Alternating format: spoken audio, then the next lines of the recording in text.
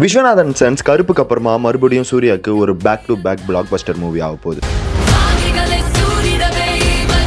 இந்த படத்துல எனக்கு ரொம்ப பிடிச்ச விஷயமே the way of narration in first half. உண்மையாலே சொல்றேன், செம்மையா இருந்துச்சு. சூர்யாவை நம்ம எந்த ஆஸ்பெக்ட்ல நினைச்சு பார்க்க மாட்டோமோ அந்த மாதிரி டேபுவான இஷ்யூஸ் எல்லாம் எடுத்து ஒரு செம்ம ஹியூமர் எல்லாம் ஜென்ரேட் பண்ணிருப்பாங்க. கொஞ்சம் சொதப்பி இருந்தா கூட அது எப்படியோ போயிட்டு இருக்கும். ஆனா அதை மமிதா பைஜு கேரக்டரை வச்சு அவங்க ஹேண்டில் பண்ண விதம்ன்றது பயங்கரமா இருந்துச்சு. அது மட்டும் இல்லாம இந்த படத்தோட கோரே ரொம்ப சூப்பரா இருந்துச்சு. முக்கியமா சூர்யா, ராதிகா அண்ட் மமிதா பைஜுவோட கேரக்டர் ரைட்டிங் அவ்வளோ சூப்பரா இருந்துச்சு. அவங்க ஸ்கிரீன்ல வர ஒவ்வொரு நிமிஷமும் சூப்பரா இருந்துச்சு. ஆனா எனக்கு அப்பப்ப பிரச்சனையா பட்டது, திடீர்னு தேவையில்லாம நிறைய கமர்ஷியல் ஃபைட் வரும். அது இல்லைன்னா கூட ஒரு பிரச்சனையும் கிடையாது. ஏன்னா இந்த படத்தோட கான்செப்டே கொஞ்சம் யூனிக்கா இருக்குன்றப்ப அந்த யூஷுவல் கமர்ஷியல் திங்க லக்கி பாஸ்கர் மாதிரி எடுத்துட்டு இந்த படத்தை எடுத்திருந்தா இன்னும் கூட ரொம்ப செமையா இருந்திருக்கும். நான் லக்கி பாஸ்கரோட இந்த படத்தை கம்பேர் பண்ணல, பிகாஸ் இதோட ஸ்கேல் அண்ட் இதோட கதைக்களமே வேற. ஆனா அங்கங்க கமர்ஷியல் சீன் வரும்போது என்னடா மறுபடியுமான்ற ஒரு சலிப்புத்தன்மை வருது. ஆனா மிச்சப்படி இந்த படம் ஒரு சூப்பரான படம். முக்கியமா